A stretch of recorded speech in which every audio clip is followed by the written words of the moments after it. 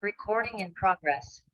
Hi everyone, my name is Akanksha Rastogi and I'm the head of data and insights at Foodpanda Thailand. I am here today to talk about driving your business and gaining holistic insights through agile innovation. So where shall we start? Let's start by quoting Bill Gates. Innovation is moving at a scarily fast pace, and no one can disagree with that. But also, let's ask the million-dollar question of why is it that we are innovating much faster? Is it the need of the hour? Is it our response to major disruptions to our way of life brought about by COVID, economic changes, war conditions? But all of these reasons have been around historically. I do believe in part it's an outcome of us understanding the innovation process much better. Yes, you guessed it right. That brings us to the spread of agile innovation approach. So what is agile innovation? To my mind, agile innovation is a methodology that carries across all departments in a company committed to growth through innovation. It relies on high frequency, iterative improvements, and encourages flexibility and quick response to validated feedback.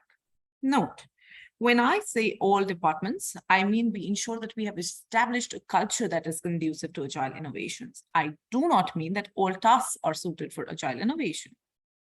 Agile innovation is typically suited for cases where the problem that needs to be solved is complex, solutions are initially unknown, product requirements most likely will change, work can be modularized, close collaboration with end users and rapid feedback from them is feasible.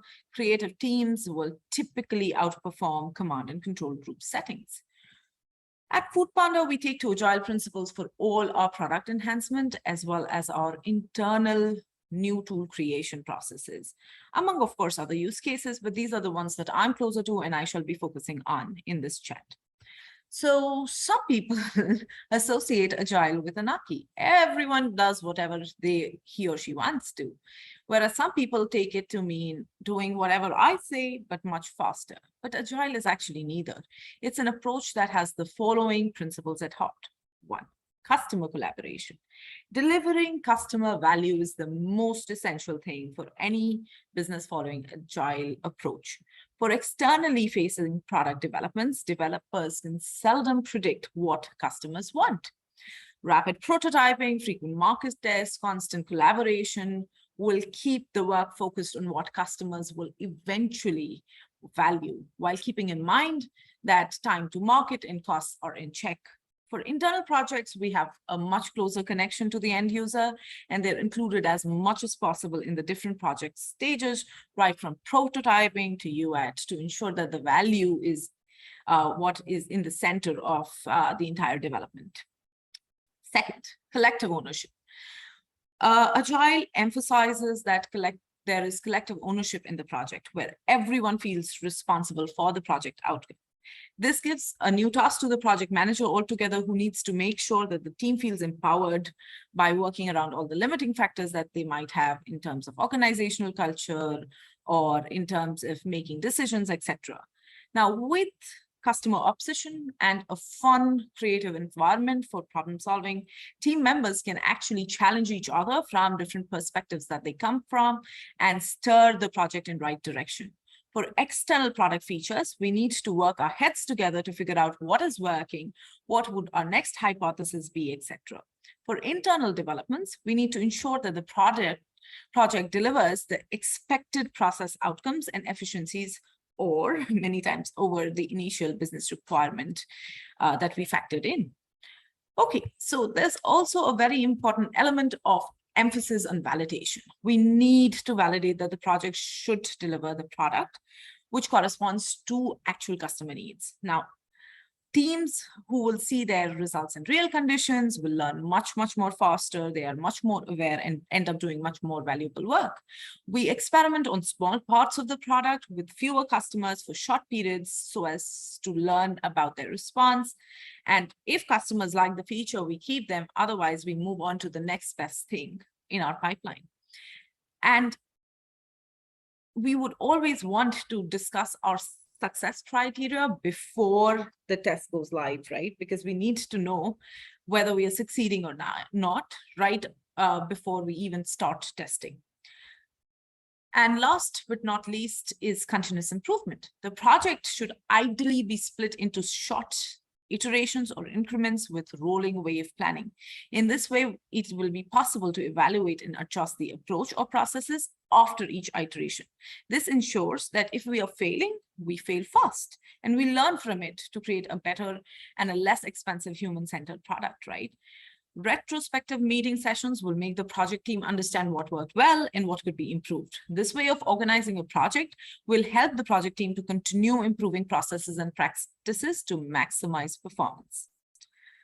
In practice, agile innovation will come in several varieties, and it's constantly adapted as per your requirements. But it will always have these principles in common, but it might sort of emphasize slightly different elements. So at Foodpanda, we mostly use a Scrum framework for product developments, which emphasize creative and adaptive teamwork in solving complex problems. And then we end up using Kanban approaches for internal tool building, where we are concentrating on reducing lead times and bringing in better processes. Now that we have understood what agile innovation means, let me describe to you how we implement agile innovation in our day-to-day work at Foodpanda. We start with gathering product build or enhancement requests from all business stakeholders across various markets we operate in.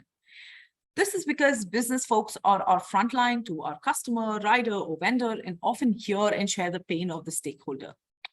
After this, we kick off the design thinking process, which involves research or a design review to determine what products or features will serve your customers the best and should be prioritized. Desirability, viability, and feasibility is a design thinking methodology that we use to test ideas and concepts and hypotheses to determine if you have a unique value proposition and this is something that will deliver value to our customers and should be prioritized. Okay, so let's talk a little more in detail about this. Checking desirability tells you the actual value of your product. And here we sense check that your product or feature solves someone's problem. What makes the idea unique? And how is this being addressed by our competition? How will the product or feature make the end user feel? And is your product so desirable that people will actually tell their friends? It's also at the stage that we want to understand whether a product or feature is actually a want or a need. A need is something that a customer cannot live without, whereas a want is more of a desirable option to fulfilling the need. Both want and need will check the box for desirability, but a product that fulfills someone's need is generally far more valuable than a feature that sort of fulfills someone's want. For example, we launched rider tips as a feature recently, and this was clearly a need for our riders, but a want for our customers. Moving on, the second thing we check for is viability. And viability tells you whether the product makes business sense in the short term and into the future. The quicker and longer it takes a feature to deliver positive return on investment, the higher the viability of your design idea. It is also about the societal and environmental impact of your product design. So to check viability, we will ask questions like, do you have the capital investment to build a new product or feature? What would be our pricing model? Can the business make profit from the feature?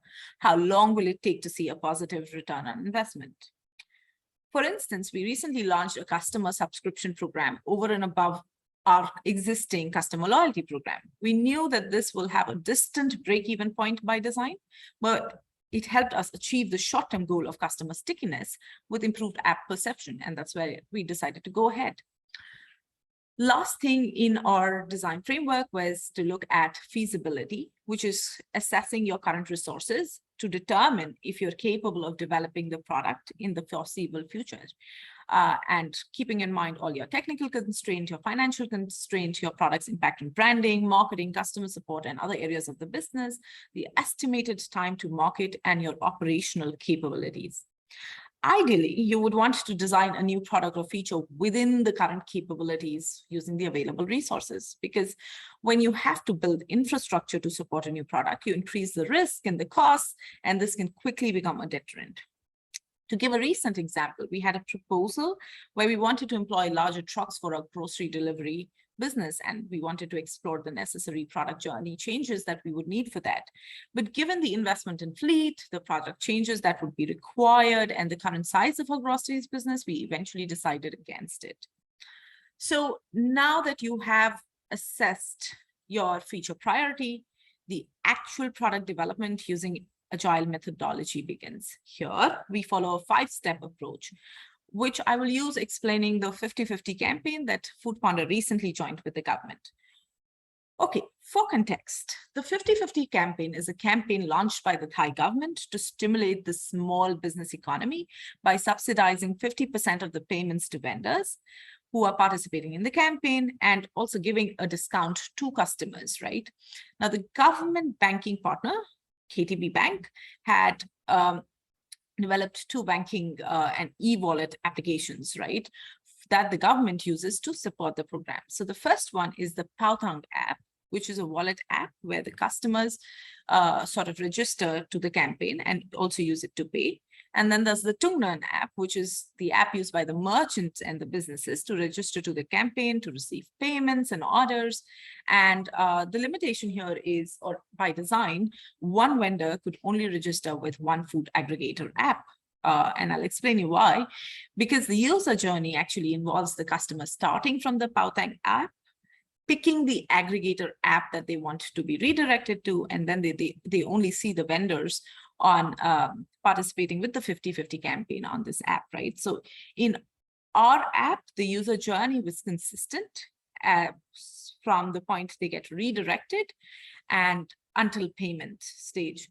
And at the payment stage, the customer actually got redirected back to the Pautang app to make the payment.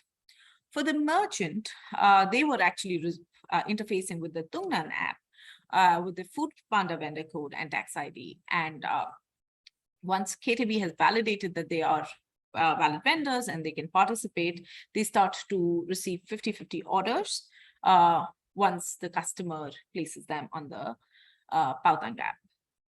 So how did we go about doing the product development for 50-50 campaign? So as you can understand, this is fairly complex, where we are integrating into the API of another bank application. So we start with the envision phase, right? Here, in this stage, the product is conceptualized and all the product stakeholders are identified. The possible objectives of the project and the identification of customer needs are also as part of this phase. Here, the team actually creates an overall vision, which clearly states that what needs to be delivered, and who will be involved, and how are the various teams supposed to work together, right?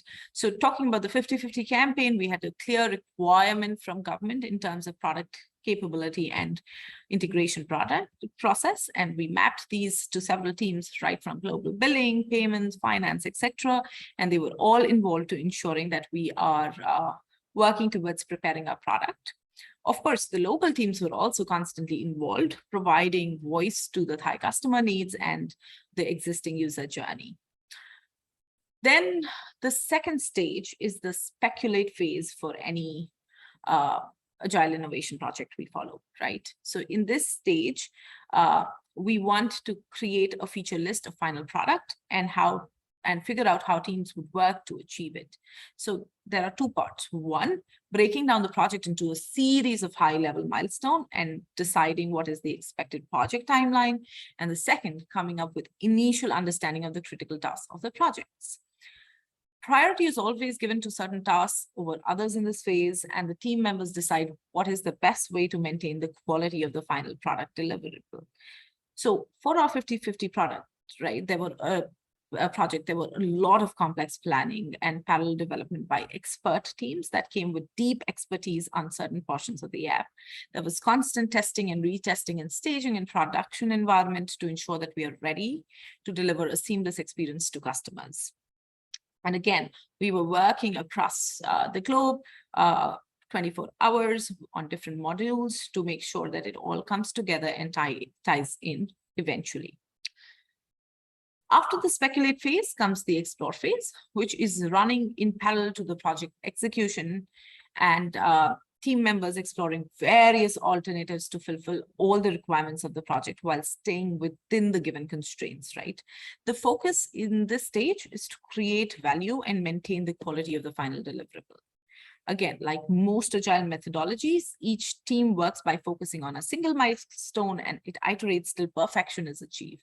And this phase is working parallelly with the next adapt phase, so that teams may have the flexibility to change their planning and execution style if the customer demands it or if the feedback is not as expected. For example, in our case, we checked various data transfer methods to decide which would be the most effective and foolproof method to ensure that all participating vendors are shown on the government app. Okay, now coming to the adapt phase, and as I mentioned previously, it'll work very, very closely with the explore phase. And the adapt phase is the most distinguishing phase of the framework because it allows you to adapt to different circumstances and allows teams to be prepared for anything that gets thrown towards them. By constantly taking feedback, ensuring each aspect of the project is up to the end user's requirement, the team can significantly increase their efficiency and effectiveness. In our case, we would have 15-minute stand-ups where blockers were raised and follow-up plans were built for project managers to close upon. This allowed us to envision the larger process flow, raise bottlenecks much sooner.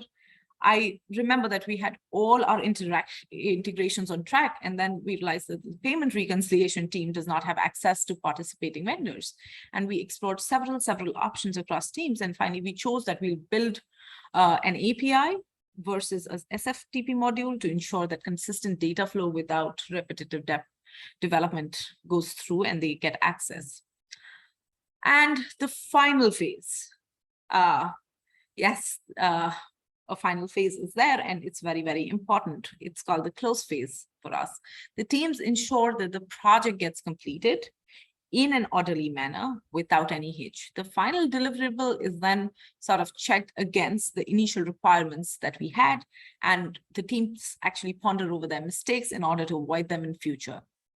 Now, in our case, we had several teams which were on watch out for the final rollout, and we were accessing data to ensure that the feature rollout is successful and all parties, whether it was KTB, the customer, rider, or vendor, have a smooth experience. We were monitoring the app conversion funnels to ensure that there is no blocker causing session drops and the integration within all the apps is seamless. We also had a retrospective eventually to decide our success and limitations as a core team supporting this rollout, and we learned from all the U-turns we did during development. Okay, so hope this gives you a little bit of a clue on how agile innovation is put into practice. Let me also talk about agile innovation for new product launches. Essentially, the principles will remain the same, but here, we will have a much clearer vision and much clearer stages of testing. So let me talk about a B2B delivery business called Pandago that we launched a while back, right? Now, while developing the product, we started with an MVP, which is the minimum viable product. It's basically a product assembled and delivered with the least required resources and just the core features so that we can put it to test by internal stakeholders and early adopters for feedback. This is best suited for providing insights about market requirements, what all needs need to be taken into account before designing, developing, or releasing the final product. Now, our MVP allowed us to learn how Pandago customers are different from chains or restaurants that we cater to every day, and this helped massively in our envisioning of the final product. The next stage of development is the minimum sellable product or minimum marketable product, MSP or MMP, which allows us to build on the prioritized features from our MVP learning so that we are able to build a product that is going to appeal to customers enough for them to pay for it. And MMP enables you to launch the product sooner and at a lower cost than the full version, but allows you to adapt it to changes on the fly. So our Pandago MSP also had additional functionalities and capabilities like higher level of security for data, integration with our specific pre-existing tools, additional admin capacities, etc. What is the next stage in our journey? It is the minimum lovable product, or an MLP. Now, an MVP, an MMP, or an NLP all have one thing in common. They just give you a taste of what is to come. However, an MLP concentrates on the most important features rather than the absolute minimum and makes those features shine out. Excuse me. This means not only catering to the operational and functional features, but it also focuses on making the product enjoyable. We want to have an audience for a product that is so engaged with the product that it becomes a part of their daily routine, and they would want to share it to other people and build a community, thereby helping us get a nice, loyal customer base for our product, right? This is what we wanted to achieve, and we finally managed to achieve with the MLP for Pandago, which was a reliable and sustainable business offering that our customers loved. Okay, so we've been talking about agile innovation for a while now, and we've talked about how it is, what is agile innovation, how do we implement it for product or feature launches or improvements, how do we implement it for new products, and then, and we've looked at the entire cycle, right? Now, I think it brings us to the natural next question, which is how do we get an agile innovation mindset to our business as leaders? Firstly, I think we need to establish an environment which is suited for agile innovation. We want to empower our employees to get everyone to participate. We want to have a culture where people own the business, they ask questions, they reflect, and we don't tell people how to do things, but we tell them what needs to be done. And also, we need to provide a safety net to people. We want them to understand that failing is okay, but as long as you fail fast from it and learn even faster from it, right? We need to constantly enforce the culture of measuring. And when we say measuring, we want to measure fairly, we want to measure consistently, and we want to measure constantly. And this is something that we should not only measure, but share across business organization so that everyone's learning from it. And then we want to take an informed decision, but we also have a bias towards action. We want to action as fast as possible, right? And we also learn from our past and we look to the future, because that is what allows us to fail fast and learn even faster. Now, these are changes that don't happen in a day. It's a mindset shift, which is brought in by a strong leadership and commitment to put processes in place and that support agile innovation. And it allows that mindset change to trickle down the organization. So I've talked about quite a few topics here. I hope these were relevant to you, and the learnings from Foodpanda in an e-commerce context are something that you can take forward and apply in your organization. Thank you so much for patiently listening to me. Cheers.